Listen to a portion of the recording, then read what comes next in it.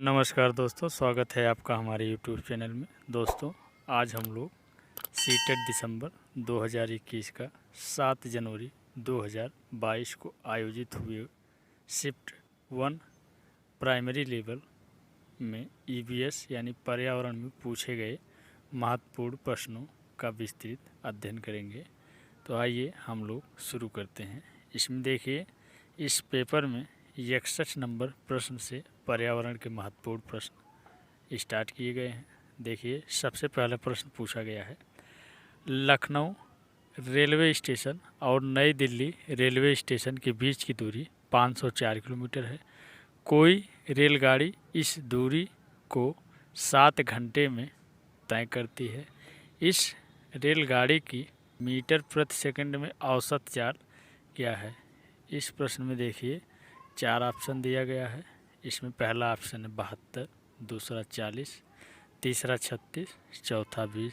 मित्रों, इस प्रश्न में CBSE यानी आयोग ने जो फाइनल आंसर माना है, ऑप्शन नंबर 4 20 माना है।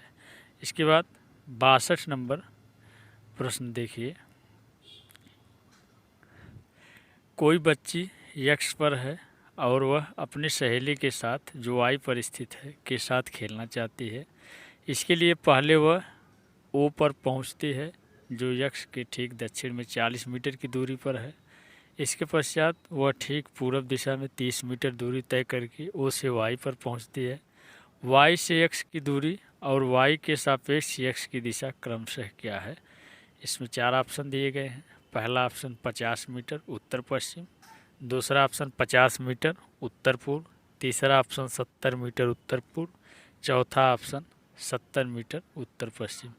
इस प्रश्न में आयोग ने जो फाइनल आंसर दिया है, ऑप्शन नंबर 1 50 मीटर उत्तर पश्चिम। इसके बाद तीसरा प्रश्न देखिए, स्लॉथ के बारे में नीचे दिए गए कथनों में से सही कथन को चुनिए।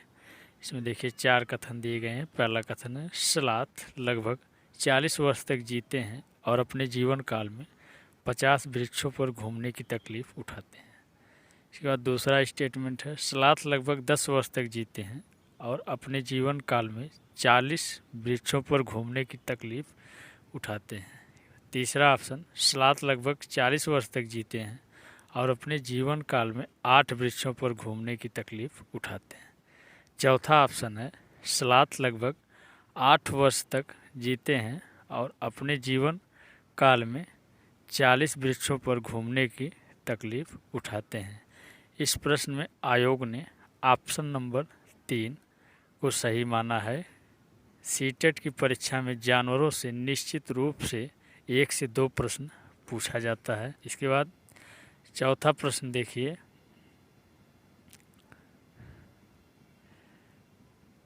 जंगल के ज़्यादा कटने से निम्न में से क्या स्थितियां संभावित हैं? देखिए, स्थिति ए, आसपास की जगह ज़्यादा ठंडी होगी, वर्षा जल का रिसाव कम होगा, बहता वर्षा जल मृदा को बहा ले जाएगा, भौम जल का स्तर बढ़ जाएगा। इसमें 4 ऑप्शन दिए गए हैं। पहला ऑप्शन है ए और बी, दूसरा सी और डी, तीसरा ABCD, चौथा BD। इस प्रश्न में आयोग ने चारों ऑप्शन को सही माना है।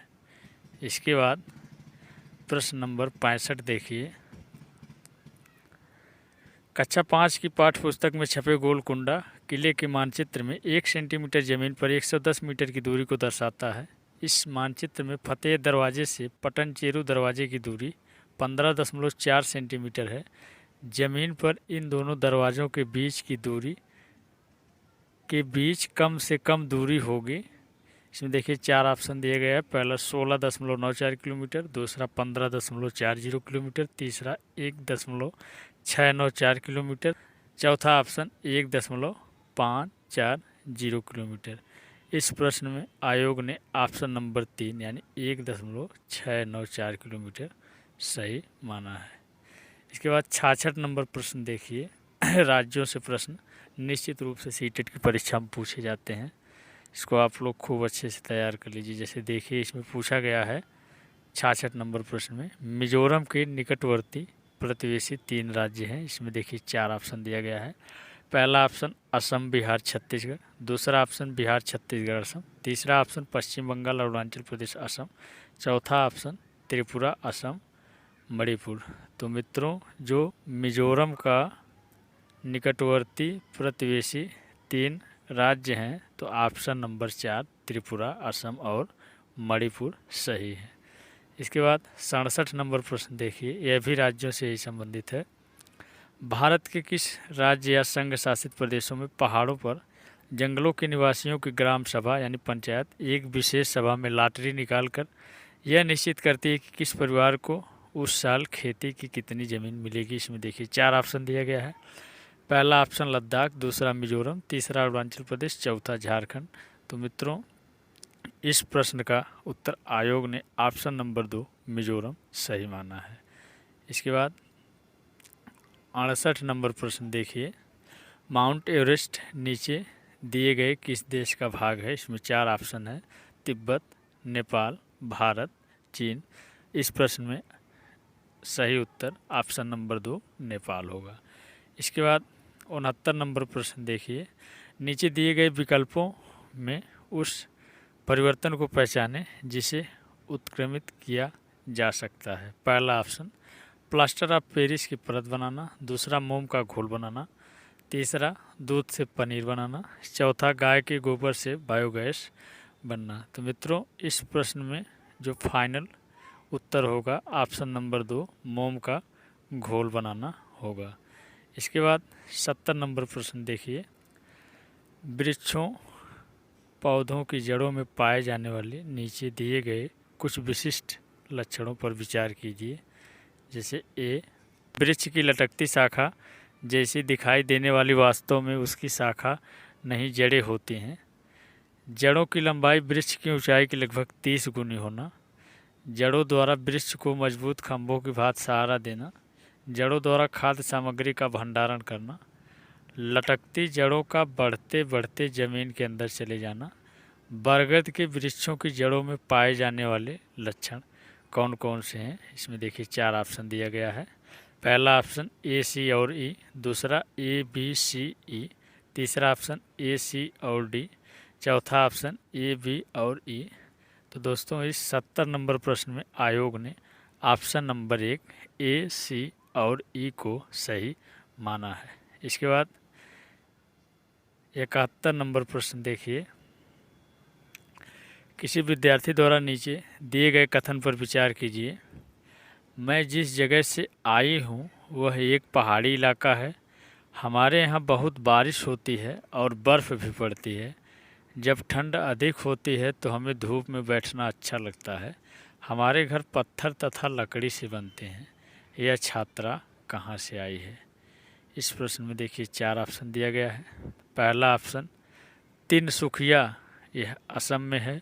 दूसरा ऑप्शन चेन्नई, यह तमिलनाडु की राजधानी है।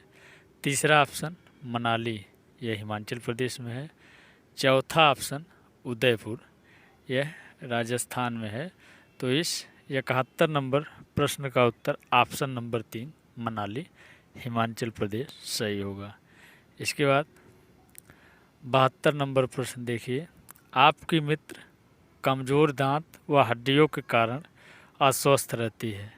उनके उबरने के लिए उनमें से कौन सा विकल्प सर्वोत्तम है? पहला ऑप्शन चावल, नींबू, आंवला, गुड़। दूसरा ऑप्शन घी, दाल, रोटी, चावल। तीसरा ऑप्शन दूध, सब्जियां, पालक, फल। चौथा ऑप्शन तेल, अंडा, चावल, रोटी।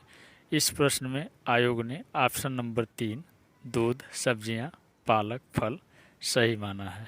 इसके बाद प्रश्न नंबर 73 देखिए, मधुमक्खी के छत्तों के विषय में नीचे दिए गए कथनों पर विचार करिए। प्रत्येक छत्ते में बहुत सी रानी मक्खियाँ होती हैं जो अंडे देती हैं। बी, प्रत्येक छत्ते में कुछ ही नर मक्खियाँ होते हैं। सी, छत्ते में बहुत सारी काम करने वाली मक्खियाँ भी होती हैं जो शहद के लिए फूलों का रस एकत्र करती हैं। यदि काम करने वाली मक्खियाँ ना हो तो छत्ता और शहद नहीं बनते। नर मक्खी छत्ते के लिए बहुत महत्वपूर्ण होते हैं क्योंकि ये रस वाले फूलों को खोजने में सहायता करते हैं।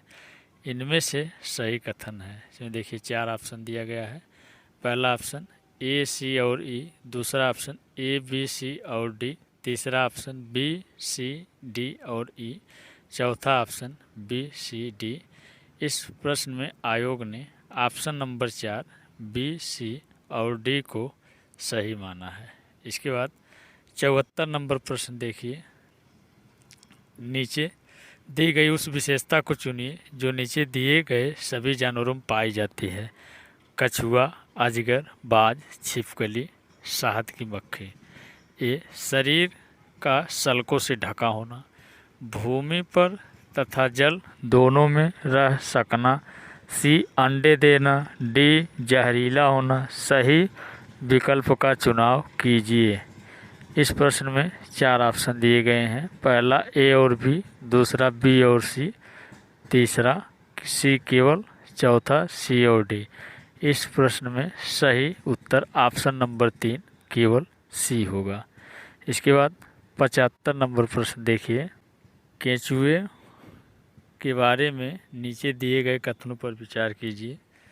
ए, ज़मीन में छेद बनाते रहते हैं जिससे ज़मीन पोली हो जाती है। ए, मृत पत्तियों और पौधों को खाते हैं और इनके मल से मृदा उपजाऊ बनती है। ये अपशिष्टों को कंपोस्ट में परिवर्तित कर देते हैं। ये जिस कंपोस्ट को बनाते हैं वह फैक्ट्री में बने उर्वरकों से महंगी होती है। रसायनों यानी पीड़कनाशियों का छिड़काव केंचुए को प्रभावित नहीं करता। इनमें से सही कथन है। ऑप्शन देखिए। पहला ऑप्शन ए, सी और ई, दूसरा ऑप्शन ए, बी और डी, तीसरा ऑप्शन ए, बी और सी, चौथा ऑप्शन ए, बी, डी और ई। इस प्रश्न में जो आयोग ने सही उत्तर माना है ऑप्शन नंबर 3 ए, बी और सी सही है। इसके बाद 76 नंबर प्रश्न देखिए। प्राथमिक स्तर पर पर्यावरण अध्ययन की बाल केंद्रित प्रकृति किसके कारण है? इसमें देखिए। ए, गतिविधि आधारित शिक्षा, बी, रटना सीखना, सी, पाठ्य पुस्तक आधारित शिक्षा, डी, सीखने के लिए स्कूल, घर और समुदाय की भागीदारी। सही विकल्प का चुनाव कीजिए। इस प्रश्न में 4 ऑप्शन दिया गया है। पहला ऑप्शन केवल ए और बी, दूसरा ऑप्शन ए और सी केवल, तीसरा ऑप्शन ए, बी, सी, चौथा ऑप्शन केवल ए और डी। इस प्रश्न का जो उत्तर है ऑप्शन नंबर 4 केवल ए और डी है। इसके बाद 77 नंबर प्रश्न देखिए। प्राथमिक स्तर पर पर्यावरण अध्ययन का उद्देश्य है। ए, बच्चों को अपने स्वयं के सीखने पर प्रतिबिंबित करने के लिए प्रोत्साहित करना। बी, बच्चों को पर्यावरणीय समस्याओं को हल करने में सक्षम बनाना। सी, बच्चों को नए ज्ञान का सृजन करने के लिए संलग्न करना। डी, बच्चों को ज्ञान के एक निश्चित निकाय के प्राप्तिकर्ता के रूप में व्यवहार करना। इसमें 4 ऑप्शन दिया गया है। पहला ऑप्शन ए, बी और सी, दूसरा ऑप्शन ए, सी और डी, तीसरा ऑप्शन बी, सी और डी, चौथा ऑप्शन केवल सी और डी। इस 77 नंबर प्रश्न में आयोग ने ऑप्शन नंबर 1 को सही उत्तर माना है, ए, बी और सी। इसके बाद 78 नंबर प्रश्न देखिए। प्राथमिक स्तर पर पर्यावरण अध्ययन के संबंध में निम्नलिखित में से कौन सा कथन सत्य है? पहला देखिए। पर्यावरण अध्ययन विज्ञान, सामाजिक विज्ञान और पर्यावरण शिक्षा की अवधारणाओं और मुद्दों को एकीकृत करता है। रचनात्मकता विकसित करने के लिए केवल एक शिक्षण अधिगम पद्धति का उपयोग करता है। ईवीएस पाठ्य पुस्तकें ही इसके सीखने के लिए एकमात्र संसाधन है। यह शिक्षण आधारित है। इस प्रश्न का जो सही उत्तर है ऑप्शन नंबर 1। इसके बाद 79 नंबर प्रश्न देखिए। प्राथमिक स्तर पर ईवीएस सीखने के लिए चुनौती है। इस प्रश्न में देखिए 4 ऑप्शन। पहला रटना सीखना, दूसरा सम्मित आधारित सीखने का स्तर, तीसरा अवधारणाओं का विवरण, चौथा बच्चों को अपने लिए ज्ञान का निर्माण करने का अवसर देना। इस प्रश्न में आयोग ने ऑप्शन नंबर 4 को सही उत्तर माना है। इसके बाद 80 नंबर प्रश्न देखिए, बच्चों के लिए ईवीएस कक्षा में अधिकतम क्या होना चाहिए? पहला, ए वाद विवाद का प्रावधान, बी अनुभवात्मक सीखना, सी कहानियाँ, डी तथ्य और सूचनाएं। सही विकल्प का चुनाव कीजिए। 4 ऑप्शन दिए गए हैं। पहला ए और बी, दूसरा बी और सी, तीसरा ए बी और सी, चौथा बी सी और डी। इस प्रश्न में सही उत्तर ऑप्शन नंबर 3 ए बी और सी सही होगा। इसके बाद 81 नंबर प्रश्न देखिए, प्राथमिक स्तर पर ईवीएस के पाठचर्या में उप विषय है। इसमें 4 ऑप्शन दिए गए हैं। पहला ऑप्शन है परिवार और दोस्त, दूसरा आश्रय, तीसरा पौधे, चौथा यात्रा। इस 81 नंबर प्रश्न में सही उत्तर ऑप्शन नंबर 3 पौधे सही होगा। इसके बाद 82 नंबर प्रश्न देखिए, ईवीएस की सार्थक सीख दी जा सकती है। ए ईवीएस सामग्री को विषयगत रूप से आयोजित करके, वास्तविक संवाद और वृत्तांत के द्वारा, प्रयोग के द्वारा, विद्यार्थियों द्वारा दिए गए उत्तरों का मौखिक मूल्यांकन। सही विकल्प का चुनाव कीजिए। 4 ऑप्शन दिए गए हैं। पहला ए बी और डी, दूसरा सी और डी केवल, तीसरा बी सी डी, चौथा ए बी और सी। इस प्रश्न में ऑप्शन नंबर 4 ए बी और सी सही उत्तर हैं। इसके बाद 83 नंबर प्रश्न देखिए, ईवीएस के संबंध में प्रासंगिकता का मतलब। इसमें देखिए 4 ऑप्शन। पहला, ईवीएस को सरल से जटिल तक सीखना, ज्ञात से अज्ञात की ओर ईवीएस सीखना। तीसरा ऑप्शन, उदाहरणों के माध्यम से ईवीएस सीखना। चौथा ऑप्शन, ईवीएस सामग्री को वास्तविक जीवन स्थितियों और विद्यार्थियों के तत्काल वातावरण से जोड़कर सीखना। इस 83 नंबर प्रश्न का सही उत्तर ऑप्शन नंबर 4 ईवीएस सामग्री को वास्तविक जीवन स्थितियों और विद्यार्थियों के तत्काल वातावरण से जोड़कर सीखना है। इसके बाद 84 नंबर प्रश्न देखिए, भोजन विषय के मुद्दे विद्यार्थियों के लिए सार्थक और प्रामाणिक हो सकते हैं यदि। इसमें देखिए 4 ऑप्शन दिए गए हैं। पहला ऑप्शन, मुद्दों के इर्द गिर्द समूह कार्य और चर्चाएं आयोजित की जाती हैं। दूसरा ऑप्शन, प्रश्नोत्तरी आयोजित की जाती हैं। तीसरा ऑप्शन, शिक्षकों द्वारा प्रदर्शन दिए जाते हैं। चौथा ऑप्शन, पाठ्य पुस्तकें संसाधन के रूप में शामिल हैं। इस प्रश्न का उत्तर ऑप्शन नंबर 1 सही होगा। इसके बाद 85 नंबर प्रश्न देखिए, ईवीएस सीखने के लिए कौन सबसे अच्छा संसाधन हो सकता है? इसमें 4 ऑप्शन दिया गया है। पहला ऑप्शन, क्षेत्र भ्रमण का आयोजन। दूसरा, स्कूल पुस्तकालय। तीसरा, ट्विटर। चौथा, फेसबुक। इस प्रश्न का सही उत्तर ऑप्शन नंबर 1 होगा, क्षेत्र भ्रमण का आयोजन। इसके बाद 86 नंबर प्रश्न देखिए, जल थीम से संबंधित मुद्दों को प्रभावी ढंग से सीखा जा सकता है यदि। इसमें देखिए 4 विकल्प हैं। पहला, रोल प्ले आयोजित किए जाते हैं। बी, बच्चों के बीच वास्तविक संवाद को प्रोत्साहित किया जाता है। सी, संरचित क्षेत्र भ्रमण आयोजित की जाती है। बच्चों को निबंध लिखने के लिए कहा जाता है। सही विकल्प का चुनाव कीजिए। इसमें 4 ऑप्शन दिए गए हैं।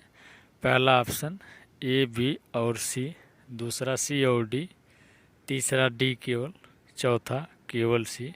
इस 86 नंबर प्रश्न में सही उत्तर आयोग ने ऑप्शन नंबर 1 को ए बी और सी को सही माना है। इसके बाद 87 नंबर प्रश्न देखिए, ईवीएस पाठ्य पुस्तकों में ईवीएस सीखने के लिए वास्तविक घटनाएं होती हैं क्योंकि ए, वे सीखने के समृद्ध स्रोत हैं।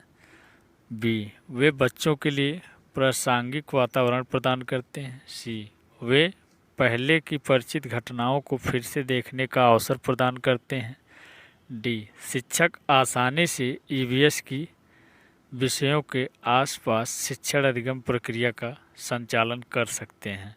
सही विकल्प का चुनाव कीजिए। इसमें 4 ऑप्शन दिया गया है। पहला केवल डी, दूसरा केवल बी, तीसरा केवल सी, चौथा ए, बी और सी। तो इस प्रश्न का सही उत्तर ऑप्शन नंबर 4 ए, बी और सी सही होगा। इसके बाद 88 नंबर प्रश्न को देखिए। सीखने में सुधार पर आकलन का बिंदु है। इसमें 4 ऑप्शन दिया गया है। पहला सीखने के लिए आकलन, सीखने का आकलन, तीसरा सीखने के रूप में आकलन, चौथा औपचारिक स्थितियों से संबंधित आकलन। इस प्रश्न का सही उत्तर ऑप्शन नंबर 1 सीखने के लिए आकलन सही होगा। इसके बाद 89 नंबर प्रश्न देखिए। ईवीएस में सहपाठी आकलन है। ए, सीखने के रूप में आकलन, बी, सीखने के बारे में आकलन, सी, सीखने के परिणामों का आकलन, डी, सीखने का आकलन।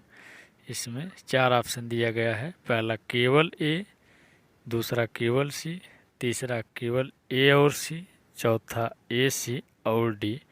इस प्रश्न का सही उत्तर ऑप्शन नंबर 1 केवल ए सही होगा। इसके बाद आज का अंतिम प्रश्न यानी 90 नंबर प्रश्न देखिए। एक ईवीएस शिक्षक एक आकलन उपकरण का उपयोग करता है जो न केवल सबसे अच्छा बल्कि एक समय में बच्चे के सभी प्रकार के कार्य या गतिविधियों को एकत्र करता है। शिक्षक उपयोग कर रहा है। इसमें देखिए 4 ऑप्शन दिया गया है। पहला रूब्रिक, दूसरा पोर्टफोलियो, तीसरा उपाख्यानात्मक रिकॉर्ड, चौथा प्रेक्षण पत्रक। तो इसमें सही उत्तर ऑप्शन नंबर 2 पोर्टफोलियो सही होगा।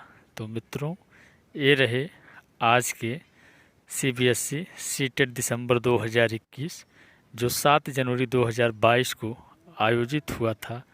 फर्स्ट शिफ्ट में प्राइमरी लेवल का पर्यावरण यानी ईवीएस के महत्वपूर्ण प्रश्नों की व्याख्या हमने आप लोगों को बताया।